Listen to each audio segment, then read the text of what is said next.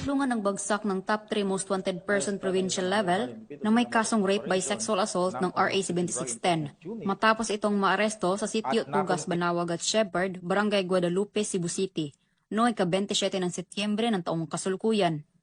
Kinilala ni Police Major Mark Eric C. Papong, Station Commander ng Police Station 9 Cebu City Police Office, ang sospek na si alias Mel, 35 anyos, na residente ng naturang lugar.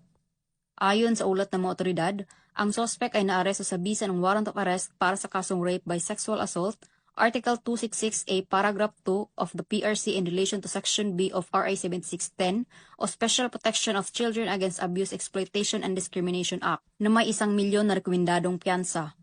Kasalukuyang nasa kustodiya ng Guadalupe Custodial Facility ang sospek para sa dokumentasyon at tamang disposisyon.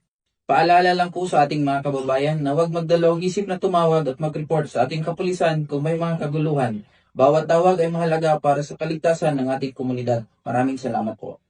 Mula dito sa Cebu City, ako ay inyong Police News Network Correspondent, Patrolwoman Flora May Asares, alagad ng batas, tagataguyod ng Balitang Pulis.